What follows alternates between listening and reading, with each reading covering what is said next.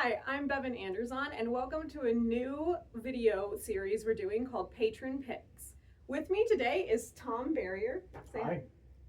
And he is talking to us about one of his best reads from last year, isn't that correct? Correct. And what's the title of the book? Broken Fields. Is that part of a series? It is part of a series. It is book 4 in the series, so I won't give too much away, but I would like to establish the characters, their background, and how they interact with each other. That sounds wonderful. I always love hearing your reviews when you talk to us, so I'm really excited that other people are getting to hear this as well.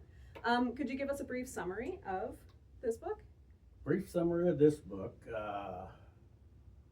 The main character is Cash Blackbear, author Marcie Rendon, and it takes place in the early 70s in the Red River Valley around Fargo, North Dakota, Moorhead, Minnesota.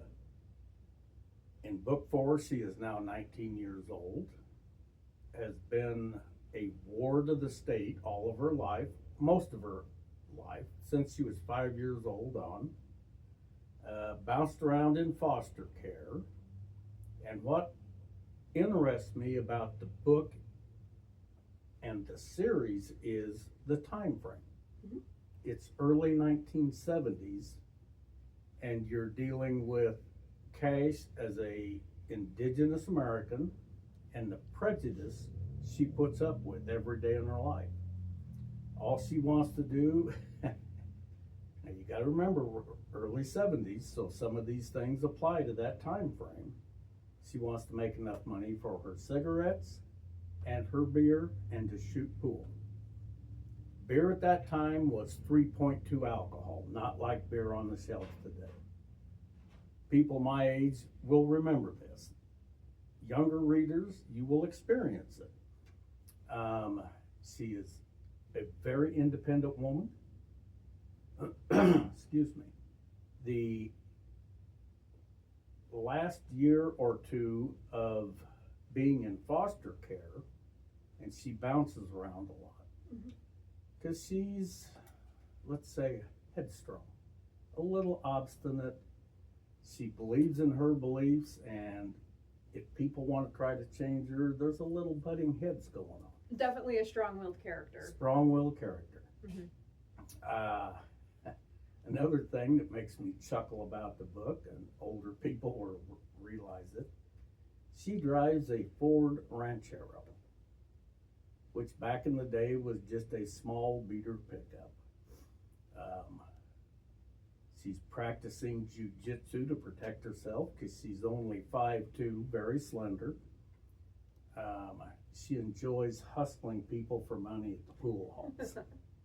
And she has a partner, and they team up and go to tournaments, but she has a knack for figuring out crime scenes, which is why the sheriff involves her in some of his cases. She's not a full-blown deputy, but he employs her and pays her cash for mileage and stuff like that. And like I said, she has a very good knack for figuring out what happened. So is she helping the sheriff then in this book? Yes, she is definitely helping him in this book. I'll start the book out. She's plowing a field for a very big farmer north of Fargo, North Dakota. And she notices a car sitting at the original homestead, which the hired man is living in, and the car is running. And she continues plowing from sunup till about noon. The car is still there. She goes, something's not right. How do I approach the house and not seem like I'm snooping? So she goes, I know. I need to drink a cold water. Now we're dealing with the 70s and not a lot of refrigeration that you can take with you. So she goes up, knocks on the door. The door is open, unlocked, just a screen door closed. She looks in the kitchen and notices a body laying on the floor with blood around it and a rifle laying there. So she goes, oh, what do I do? So she skirts the scene of the crime. And for you younger viewers, she picks up a landline, calls the sheriff's department, gets the dispatcher and describes it to her, and she says, "Don't disturb the scene, sheriff's on the way." And this is where they start off on the investigation of how he was killed, who killed him. And I don't want to go much deeper in the book to give it away, but Right. this happens in the first chapter of the book, so the author does a very good job of leading you along the path of who done it, Right. and then banks right when you think you got it figured out. Oh, that's cool. So a good twist is in these Good books. twist is always in her Nice. writings. That's awesome. Could you tell me a little bit about the author? Marcie Reardon, I want to come back to this point, but Marcie Reardon is from Minnesota. She is a Native American, a member of a tribe there. So I guess what I would say is when you're reading the book, is she stating possibly some historical facts or her skewed view of her childhood? That's something I would like the readers to figure out. Is this purely fiction, or is she delving possibly into her background, which would put it possibly early 60s to mid 65? Okay. Is she reviewing some of her prejudice she encountered, or is she just pure fiction? Something for the readers to think about. That would be interesting because this is a fiction book, but with those experiences that the author would have had growing up, Yes. you could see where maybe there would be a lot of influence from her own childhood. Yes. It would be interesting for the I'd like readers the to read. readers to figure that out, see Yeah. what they think. Speaking of readers, who do you think would be interested in reading this book? You asked me that question earlier, and I've given it a lot of thought since Mhm. then.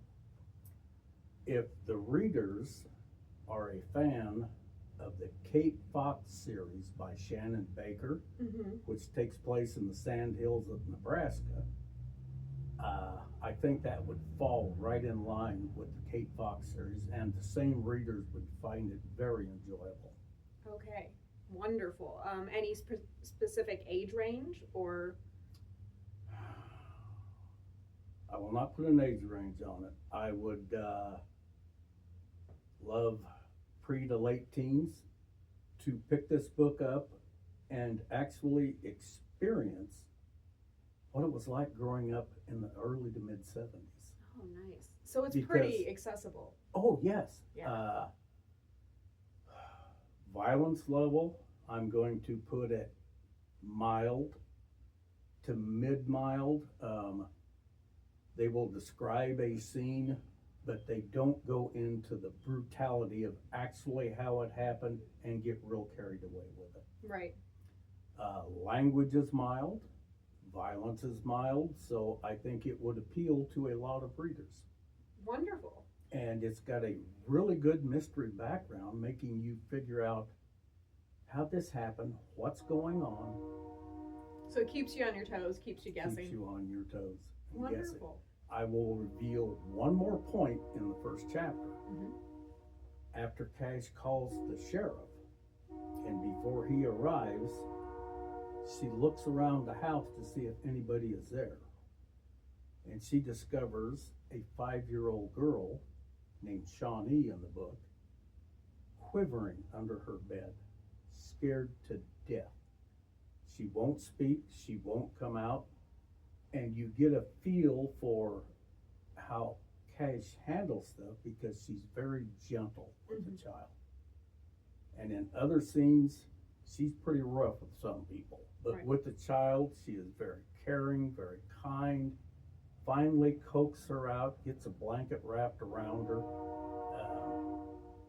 And Shawnee is a major part of the book too. She figures into it quite well as the mystery goes on. Sounds like the characters really drive the story. They do. Mhm. They do. Cash, and in this book, Shawnee, the child, and the sheriff. They're pretty close knit. On the outer fear of that, spear of that, you will see that the the police dispatcher figures into the book. A social worker figures into this book and other books. And they're in the fringe, but they're still part of it. Wonderful. So it's the type of book that you don't have to learn totally new characters in every book. There is still some characters brought forward because they fit the narrative. Wonderful. Wonderful. So you have that familiarity, Yes. but you get something new every time. Something new every time. Do you suggest reading these in order, or are they books that you can kind of pick up any book in the series? I thought about that driving down here today. If somebody wanted to grab book 4, Broken Fields, and rip through it, they give enough description of the characters from previous books that it could catch you up, but I would highly recommend that they start at book 1 so they see the whole transparency and the growth of Cash. Okay, so Cash's growth through the books is really important to establish. It is. All right, wonderful. Well, I'm really glad you could join us today for our first ever Patron Picks. I've been excited to start this, and you've been the top of my list to interview. Well, I enjoyed doing it. So will we see you again? If this is received well by the readers or patrons of the library, yes, I would like to continue. Wonderful. So, great to see you, Tom. Good to see you. Good to see everybody there. Hope that you enjoyed our new segment, Patron Picks.